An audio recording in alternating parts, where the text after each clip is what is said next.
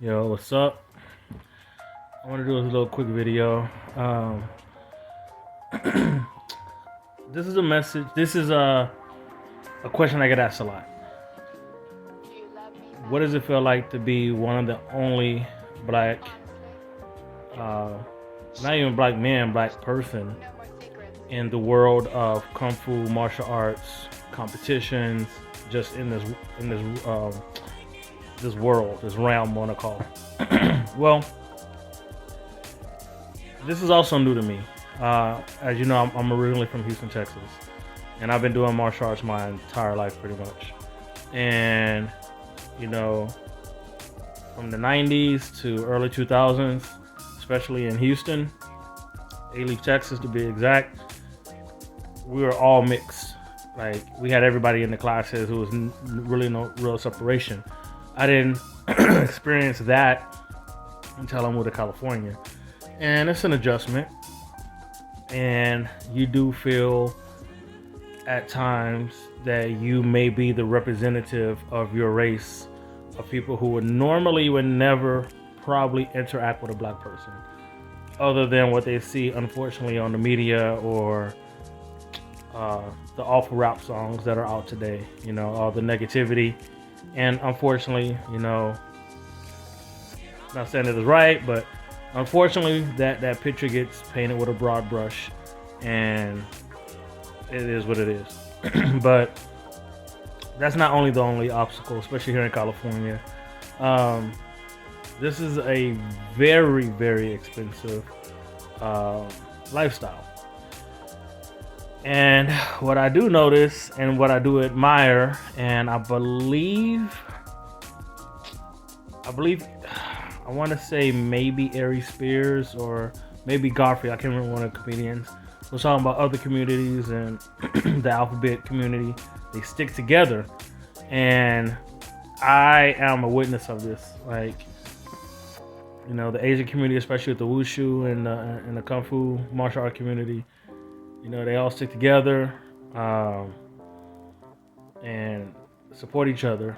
And like I know, sometimes when we have competitions or we have, have to travel here, have to get weapons, have to get this, and they're like, "Hey, the school, hey, you have to pay this, you have to pay that."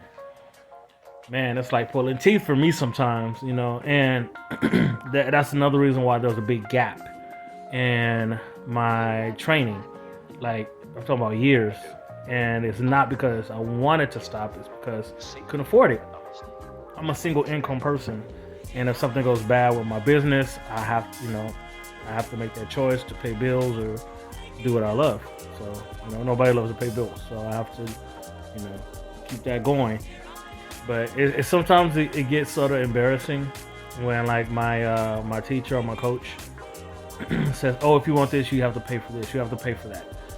And I always find some excuse sometimes, like, "Oh, I might be out of town," or I just try to, But at the end of the day, 100% of my heart is in this, and I do um, have a cash app, and I do. There are people who are helping or are donating 10, 20, $30 a month, and that goes straight to Wushu. That goes straight to help me be the best person I could be. And I like I said, everybody in the world needs help, and like I said, I can't keep up with 99.9% of the people that go to Wushu in my class. I mean, 80% of them drop Teslas. So money is definitely not an issue. When we have to go to out of town, the hotels, and man, these hotels be like $150, $60 a night. These people are paying for 4 or 5 different people in their family, and it's a beautiful thing. But if you look at some of my videos, like the last competition I won in September, it was, man, I want to say it was over 7, 8, maybe 9,000 athletes there. And counting myself, I literally counted maybe 2 black athletes. And then the one that was in LA wasn't that big. I want to say maybe 4 or 5,000. Another 1 or 2. So it's not that black people don't like wushu or don't like kung fu, because we actually love it. I mean, if you really think about black culture and kung fu, they go hand in hand. I mean, no other culture has Wu Tang. You know, we have a whole rap group that for 30 years who was about Wu Tang and Shaolin and, all the movies, blaxploitation in the 70s. Hell, Bruce Lee had an afro. Him and Jim Kelly was like this. And remember, I knew Jim Kelly, rest in peace. And, we talked a lot before he passed. So, Michael Jai White, I want to say that we popularized it to cross over, because it used to just be, in Hong Kong. Remember, they didn't even let Bruce Lee do movies in America. He had to do movies in Hong Kong before it got popularized here. So it's not that we don't want to do it, we just can't afford it. And unfortunately, life is unfortunately is a little bit harder for us than a lot of other people. And it is not really self-inflicted. It's just we do have an issue with helping each other out.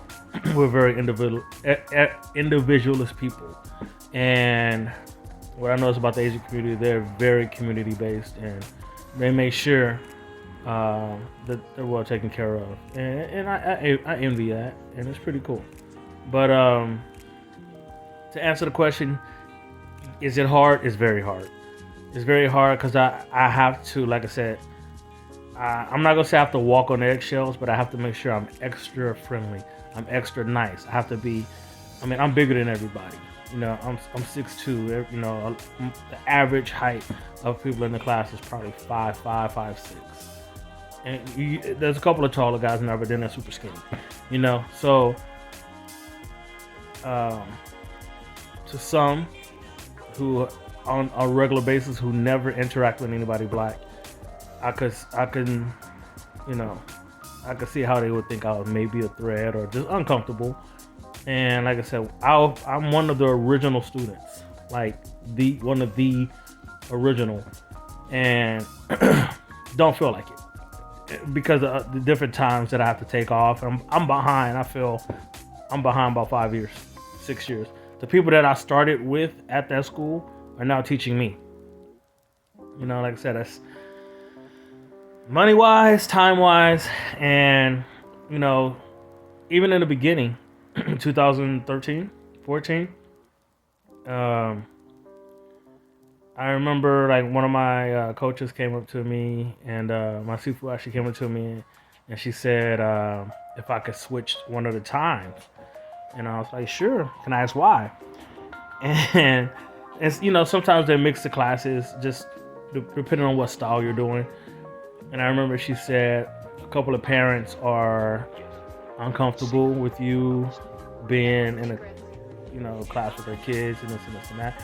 And like I said, I totally understand. Big ass black dude, even though I don't think there's no black dude in history that has anything with children. I don't think that's, I've never heard of that. So no, but it is what it is. Gotta respect the wishes, and I'm sure that they pay a lot more than me for the kids and the class and everything else. So I'm almost always at bare minimum. So, but like I said, I'm behind anyway. So I'm in the process. I'm on the road of redeeming myself, proving myself, and hopefully get the eyes of my coach to be like, hey, he's one of the top athletes. And I think once I reach that, things will be a lot better for me. So again, to everybody who donates to my Cash App, I really appreciate it, and I guarantee you would not be disappointed.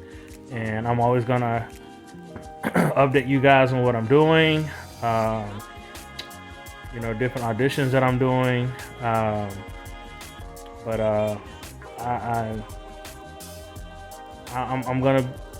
I'm gonna be that one. So I want to prove everybody wrong, and so just keep praying for me and keep me in good graces. All right, peace.